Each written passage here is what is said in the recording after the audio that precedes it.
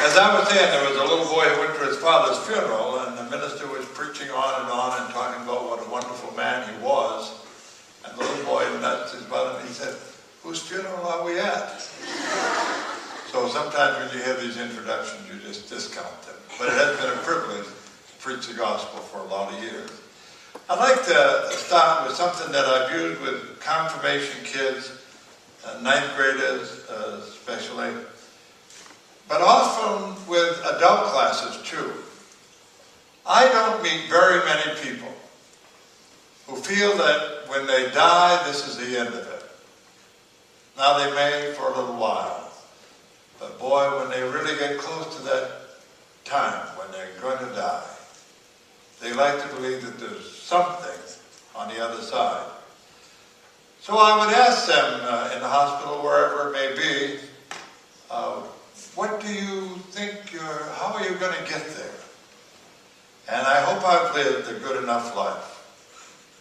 Now, some of you may be feeling that way tonight, so we'll put down works equals salvation. If I live a good enough life, God is going to be merciful to me, and He's going to bring me into His heaven. But some, many, perhaps the most yet, say, "No, I went to Sunday school and church, and I had a God-fearing grandma, grandpa, father, mother, whatever it might be. And I have come to the conclusion that it's faith in Jesus Christ plus works, and that'll give me salvation. If I just trust Him, and then I really work hard, that is, I live a life that is the way He wants me to live, then I'm going to make it to heaven." But along comes the Christian faith. This is the gospel. And it says, faith alone brings me salvation. And the results, not a part of, but the results of that, works. Now I would say that in a group like this tonight, and I am one of those who believe that if I preach to 1,000 people on Sunday morning, that not all 1,000 of them are on their way to heaven. Well, they may be on their way, but they're on a bad way. They'll think they're on their way. So I said to one of our associates at Nazareth one time, "How many people do you think you preached to yesterday are saved?" You know, I'm a Lutheran who believes that's a good word, saved. Saved. Jesus used it. Used often in the New Testament. How many people do you think are going to heaven, who know they're going to heaven, who live in a personal relationship with Jesus Christ? And he said, "Well, that's a crazy question. You don't know and I don't know." And I said, "That's right. But you had to write a sermon. And you had to have an image of the group you were going to speak to. Today, yesterday, whenever it was that I prepared these notes, I looked in my mind at the audience that we would have here tonight. I was told that perhaps it would be 400 young people, university students. I remembered what I was like when I was in college, what my relationship was with God. I had a relationship, but it was pretty impersonal. So I asked this pastor then, "Well, do you feel that you were preaching to a lot of people who are saved, not very many?" And he said, "Well, you know, we're Lutherans. So I would say that probably 90% are saved." And I said, "You really believe it?" And he said, "Yes, I do believe it." So he said, "Now you have to tell me how many you believe would be saved on a Sunday morning." And I said, "Well, I used to believe probably 25%. 25%, he said. "No," I said, "my wife made me bring it up to 50%. She could tell the difference in my sermon. It was 50%. Enrique Ochoa one day said to me, "You're really not a pastor, you're an evangelist." And I never really got back to pursue that with Enrique to find out what he meant. But the point is that we have to know somewhere, I believe, where the people are to communicate. And this is a matter of communicating tonight. So I'm going to say that we have people who are in all three of these categories. Some of you have probably come in here tonight with your girlfriend, your boyfriend, or just somebody that invited you to come along. And you have the slightest idea as to how you'd ever get to heaven. But somehow or other you believe that when Grandma died, she was such a good old lady that she's in heaven drinking coffee with her neighbor. And that's a very, very common statement, that Grandma's there drinking coffee. Others of you said, no, I had a good Sunday school teacher. And that Sunday school teacher taught me about Jesus. And that Jesus died on the cross for my sins. And as a result of that, I think that I'm going to get there. But I have to contribute something. That has to be. So faith plus my works is salvation.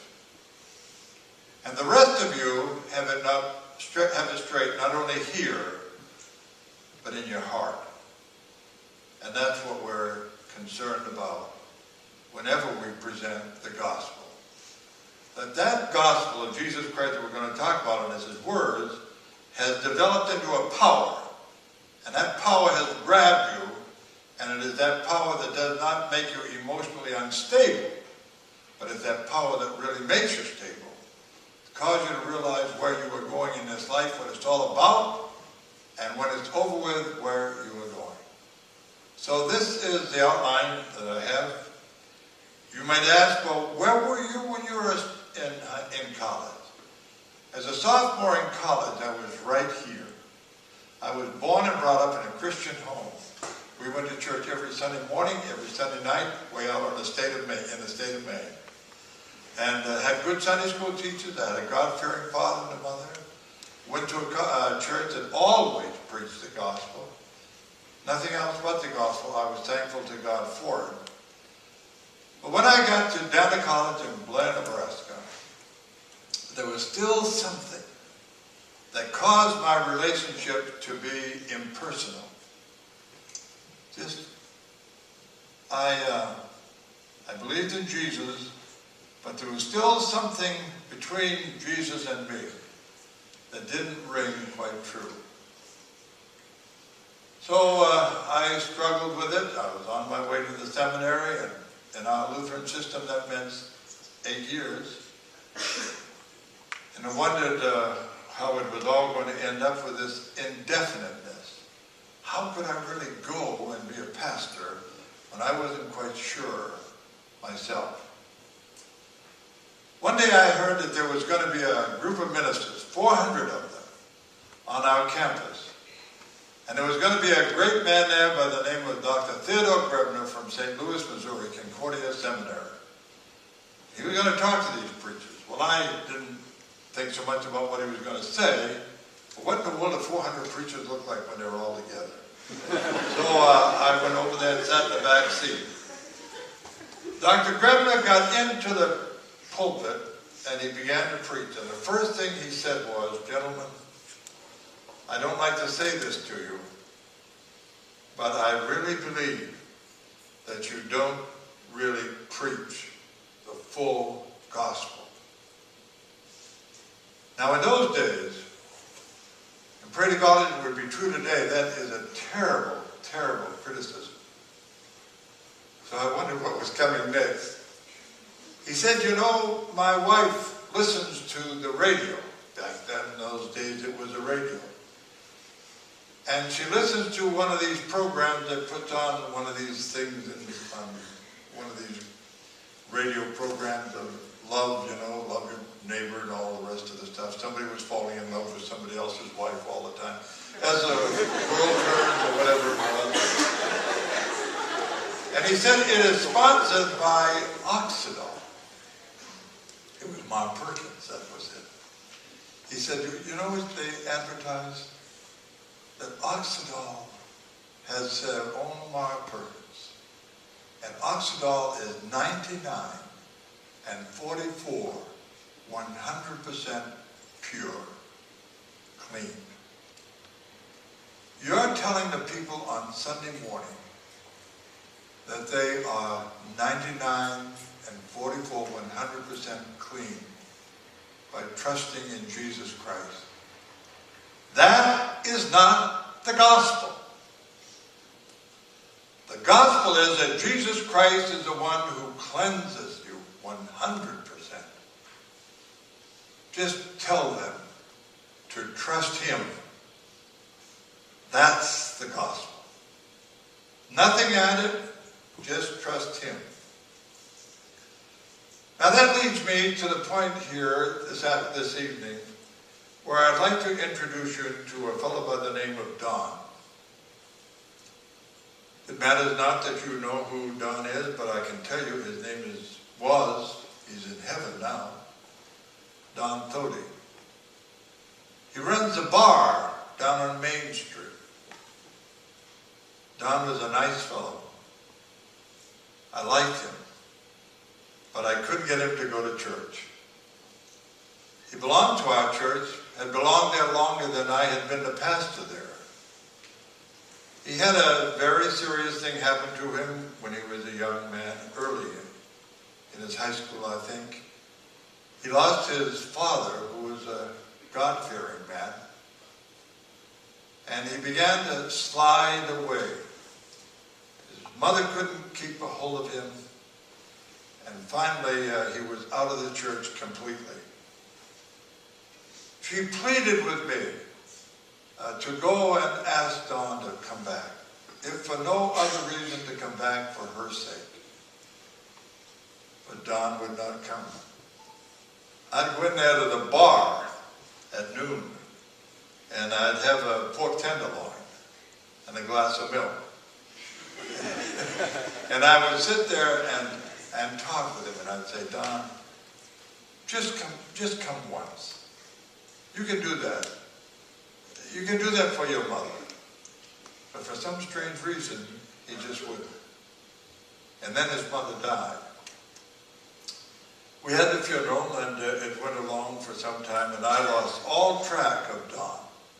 Had no idea where he was, what he was doing, except I knew he still ran the bar. One day, I got a telephone call from Don. Don was at a nursing home. He asked me if I would come and see him. I got there in short order. When I walked into his room, here was a man who looked like an old man, gray. You could see he had really been through it. And I said to him, Don, what's the matter? Well, he said, I'm in the last stages of a terminal cancer. I don't have but a few days left, my doctor has told me. And I thought I'd like to talk with you. And so we visited, and he said, well, I'm going home. And I looked at him and I said, going home, Don? Your mother is dead? There's no one to take care of you? And with a smile on his face, now here's a man, owner of the bar, never entered the doors of the church, who said to me, I'm going to my heavenly home. I was so amazed that I said to him, Don, how are you going to get there? And he smiled. And this was his answer. Jesus. That's all.